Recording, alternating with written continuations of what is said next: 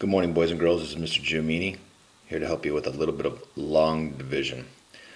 Yesterday in class, we kind of introduced a problem similar to this. I'm just going to again give you a little refresher. I'm going to take 1,478 as my dividend. I'm going to divide it by 13.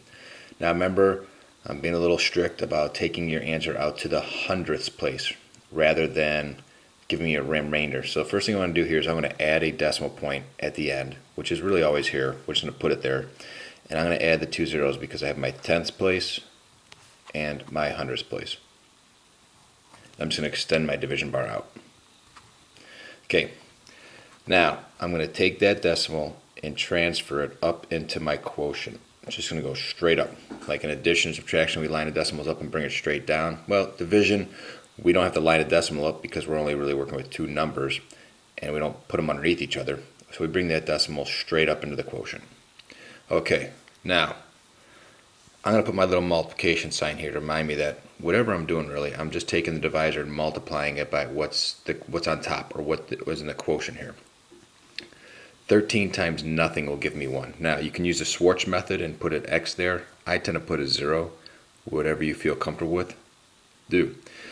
Now I'm going to go 13 times what gives me 14. Well, I know 13 times 1 is 13. I cannot have my divisor, whatever I'm multiplying it by in the quotient, go over what I'm working with in the dividend. So I'm going to go 1.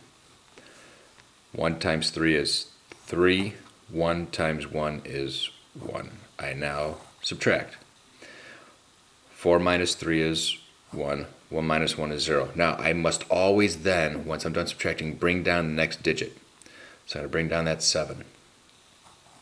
Okay, now I go 13 times what gives me 17? Well, 13 times 1 was 13, which is pretty close to 17. So I'm going to go 13 times 1 again. 1 times 3 is 1. 1 times 1 is 1. And I subtract again. It becomes very repetitive. I go 7 minus 3 is 4. 1 minus 1 is 0. Now, just to remember, whatever, this is kind of your remainder here.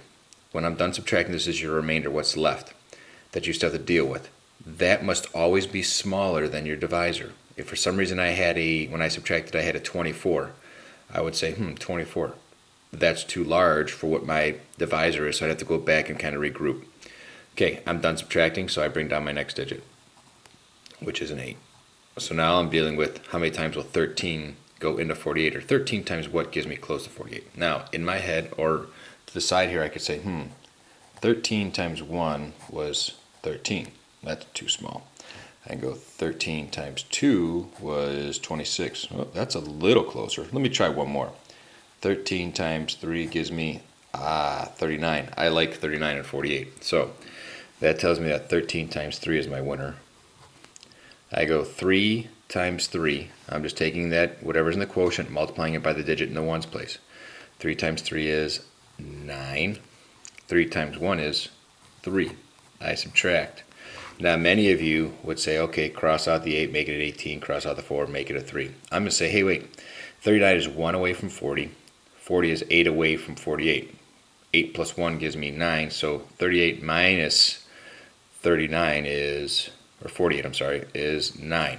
I bring down, again, my remainder is smaller than my quotient, so I'm okay. My remainder is smaller than my divisor, so I'm okay. I have my decimal up in my quotient. Now, this is where we have that hundredths. I'm going to bring down that next digit, which is a 0.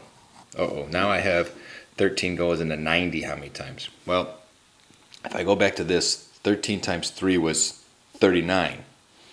If I double 39, which means I'm doubling this factor, which is a 6, 39 doubled gives me, I believe, let's see, that's going to be too much, I think. That's going to be 6. Let's just try it. 13 times 6.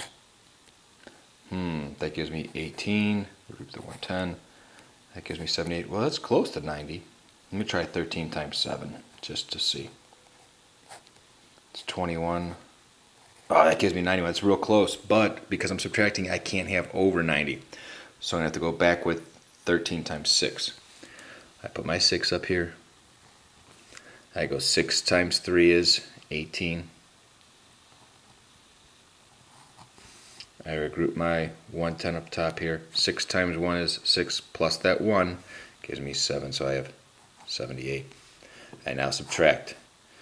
Okay, can't take 8 from 0, can't take 7 from 9. Well, I do know that 78 is 2 away from 80, and 80 is 10 away from 90. 10 plus 2 gives me 12. So when I subtract, that gives me a 12.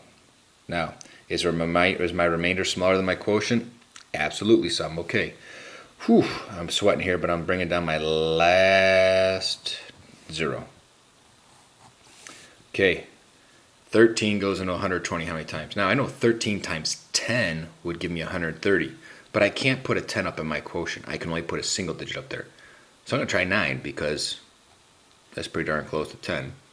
And if 13 times 10 is 130, 13 times 9 will be 13 less. So I go 9 times 3 is 27. Regroup my 1 up here. I go 9 times 1 is 9, plus the 1 is 10. Right? Yeah. Right. I subtract. I'm going to get to, let's see here, 110 is 3 away from 107 is 3 away from 110. And then 110 is 10 away from 120.